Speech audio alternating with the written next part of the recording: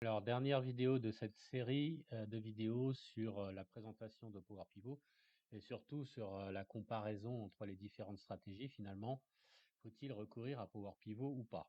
Hein, donc ici, je voulais vous expliquer les mesures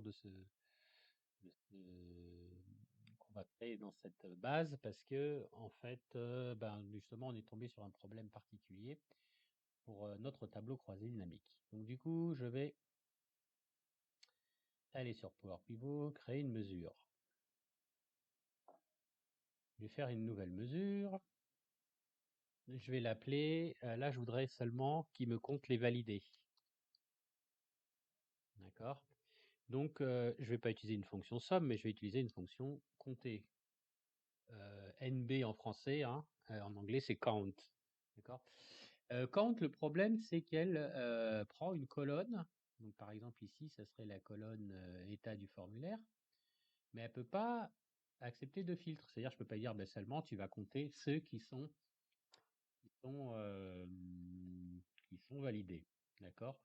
Donc du coup, je vais bien utiliser une fonction compte, mais avant ça, je vais la mettre à l'intérieur d'une fonction calculette qui, elle, je vous disais, Power Pivot, c'est quand même, le DAX, c'est quand même assez technique, hein. Si vous trouvez ça trop technique, vous continuez dans le Excel classique et un peu bidouillé pour le coup. Voilà.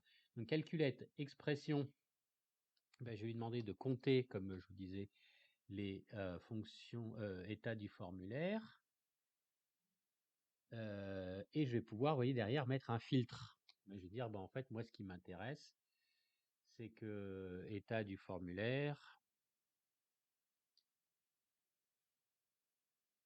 soit égal à validé.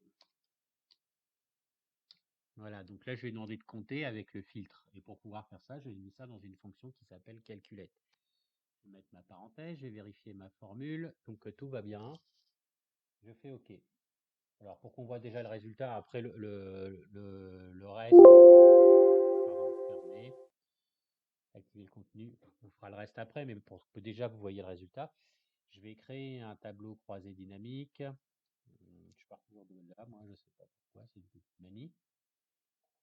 Voilà. Donc je vais lui dire de créer un tableau croisé dynamique. Ok, je vais le mettre sur une nouvelle feuille de calcul.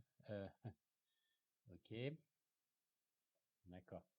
Donc vous voyez que dans mon modèle de données, j'ai un qui s'appelle validé. Si je mets ici, je sais que j'ai 5214 validés. Maintenant, si je mets la fonction repère, j'ai pour chacune de mes fonctions repère les validés. Et bien sûr, il n'y a pas de non-ref en face de celui-ci, hein, il n'y a pas de problème, il les a calculés, comme on avait vu tout à l'heure dans l'autre. Voilà. Maintenant, je vais rajouter les soumis. Donc là, ça va être le même principe, gérer les mesures. Nouveau, je vais l'appeler les soumis. Je vais faire pareil, calculate, count, parce que je vais lui demander de compter et non pas de sommer. Les états du formulaire avec le filtre. Comment état du formulaire égale soumis. Donc, je vérifie ma formule. Ça va, tout va bien. Je fais OK. Je fais fermer. Et je rajoute mon. Voilà. Maintenant, je voudrais un champ qui soit le total, non pas de ces deux-là, hein, mais de tous. Donc, j'ai plus besoin de filtre. Je vais lui faire un compte de tous euh, de tous les euh, de toutes les catégories. Donc, je vais lui faire compter. Donc, mesure, nouvelle mesure, total.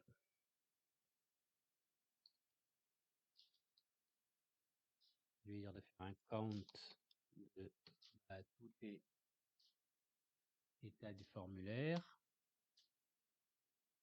Donc, pas d'erreur. Je fais OK. Voilà, si vous avez un peu les chiffres dans le tête que bah, depuis tout à l'heure je regarde, ceux qui n'ont pas de nom, ils sont à 135 et ceux qui étaient les premiers à l'analyse qualificateur, ils étaient à 145. Donc on a bien les mêmes résultats que dans l'autre tableau, hein. Si vous bon, si vous en souvenez pas, en tout cas je vous le dis, le résultat est bon. Bah maintenant, bah tout simplement la nouvelle mesure, elle va être simple. Nouvelle mesure, ça va être une division. Donc on va lui dire ici, je vais l'appeler pourcentage.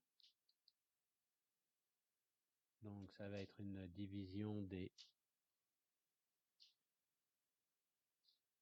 je l'ai appelé validé, je crois. Comment j'avais appelé ma mesure? Euh, validé, c'est ça, validé,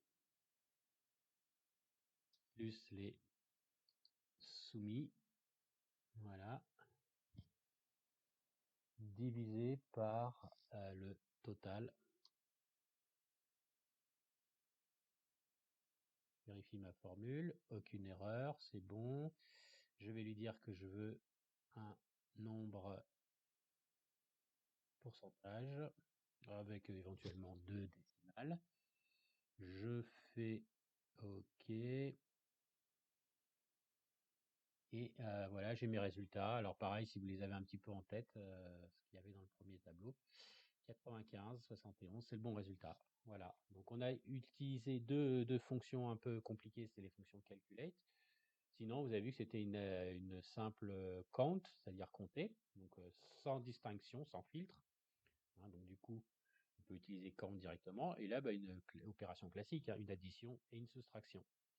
Voilà pour, voilà donc pour la solution Power Query de ce problème. Alors évidemment, ça reste quand même bien complexe. Ça demande un certain apprentissage pour maîtriser toutes les subtilités du langage. Mais au final, on arrive à un truc propre et rapide quand on sait bien faire tout fonctionner. Voilà, je m'arrête là pour cette vidéo.